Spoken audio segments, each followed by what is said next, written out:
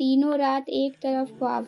हजरत इब्राहिम अलैहिस्सलाम ने जुल्हज की 8वीं रात एक ख्वाब देखा जिसमें कोई कहने वाला कह रहा है, बेशक अल्लाह अज़्ज़ा वजल तुम्हें अपने बेटे ज़िबह करने का हुक्म देता है।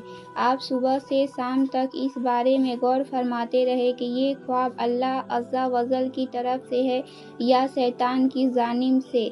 इसलिए 8 जुल्हज का नाम यौमुत तरबिया यानी सोच विचार का दिन रखा गया।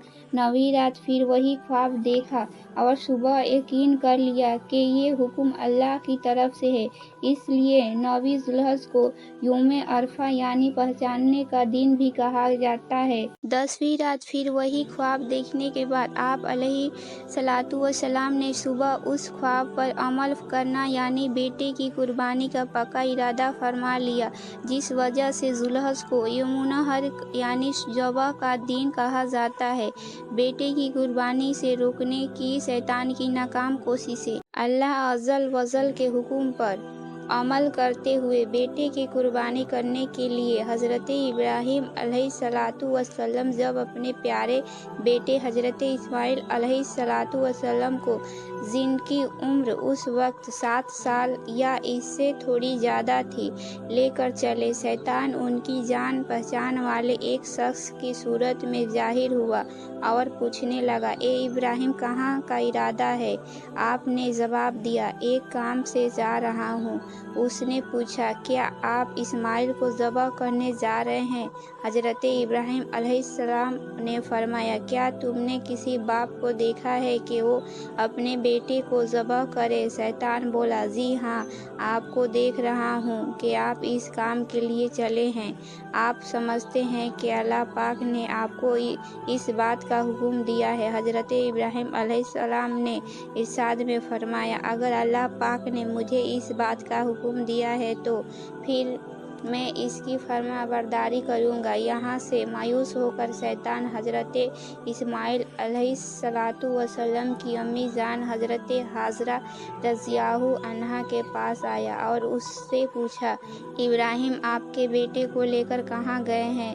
जवाब दिया, वो अपने एक काम से गए हैं। हज़रत हाजरा रज़ियल्लाहु अन्हा ने फरमाया, क्या तुमने किसी बाप को देखा है कि वो अपने बेटे को ज़बह करे? शैतान ने कहा, वो ये समझते हैं कि अल्लाह अज़्ज़ा वजल ने उन्हें इस बात का हुक्म दिया है। ये सुनकर हज़रत हाजरा रज़ियल्लाहु ने इरशाद फरमाया, अगर ऐसा है तो उन्होंने अल्लाह पाक की इताअत करके बहुत अच्छा किया। इसके बाद शैतान हज़रत इस्माइल अलैहिस्सलातु वस्सलाम के पास आया और उन्हें भी इस तरह से बहकाने की कोशिश की, लेकिन उन्होंने भी यही जवाब दिया, अगर मेरे अबू जान अल्लाह पाक के हुक्म। शैतान बाप बेटे को बहकाने में नाकाम हुआ। अगर ज़मरे के पास आया तो हज़रत इब्राहिम अलैहिस्सलातु वस्सलाम ने उसे 7 कंकरियाँ मारी। कंकरियाँ मारने पर शैतान अपने रास्ते से हट गया। यहाँ से नाकाम होकर शैतान दूसरे ज़मरे पर गया। फरिश्ते ने दोबारा हज़रत इब्राहिम अलैहिस्सलातु वस्सलाम से कहा, इसे मारिए। आपने इसे 7 कंकरियाँ मारी तो उसने रास्ते छोड़ दिया। अब शैतान तीसरे ज़मरे के पास पहुंचा। हज़रत इब्राहिम अलैहिस्सलाम ने फरिश्ते के कहने पर एक बार फिर 7 कंकरियाँ मारी तो शैतान ने रास्ता छोड़ दिया। शैतान को 3 मकामात पर कंकरियाँ मारने की याद बाकी रखी गई है और आज भी हाजी उन तीनों जगह पर कंकरियाँ मारते हैं। आप इब्राहिम अलैहिस्सलातु वस्सलाम ने फरमाया, ए मेरे बेटे, मैंने ख्वाब में देखा मैं तुझे ज़िबह करता हूँ, अब तू देख तेरी क्या राय है? फरमाबरदार बेटे ने ये सुनकर जवाब दिया, अब्बा जान मुझे ज़बह कीजिए, आपको जिस बात का हुक्म है। खुदा ने चाहा तो करीब है कि आप मुझे साबिर पाएंगे, मुझे रस्सियों से मजबूत बांध दीजिए। हज़रत इस्माइल अलैहिस्सलाम ने अपने वालिदैन मोहतरम से मज़ीद अर्ज़ की कि अब्बा जान मुझे ज़बह करने से पहले मुझे रस्सियों से मजबूत बांध दीजिए ताकि मैं हिल ना सकूं, क्योंकि मुझे डर है कि कहीं मेरे सवाब में कमी ना हो जाए। और मेरे खून के छींटों से अपने कपड़े बचा कर रखिए ताकि उन्हें देखकर मेरी अम्मी जान गमगीन ना हो। छुरी खूब तेज़ कर लीजिए ताकि मेरे गले पर अच्छी तरह चल जाए, क्योंकि मौत बहुत सख्त होती है।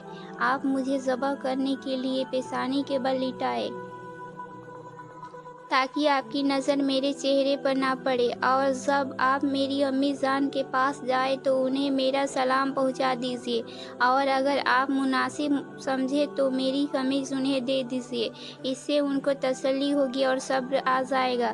حضرت ابراہیم علیہ السلام نے جب اسماعیل علیہ السلام کو ذبح کرنے کے لیے زمین پر لٹایا تو اللہ پاک کے حکم سے حضرت جبرائیل علیہ السلام بطور ودیہ جنت سے ایک میڈھا لیے تشریف لائے اور دور سے ہی اونچی آواز میں فرمایا، اللہ اکبر، اللہ اکبر۔ جب حضرت ابراہیم علیہ السلام نے یہ آواز سنی تو اپنا سر آسمان کی طرف اٹھایا اور جان گئے اللہ عز و جل کی طرف سے آنے والی آزمائش کا وقت گزر چکا ہے اور بیٹی کی جگہ فدیہ میڈھا بھیجا گیا۔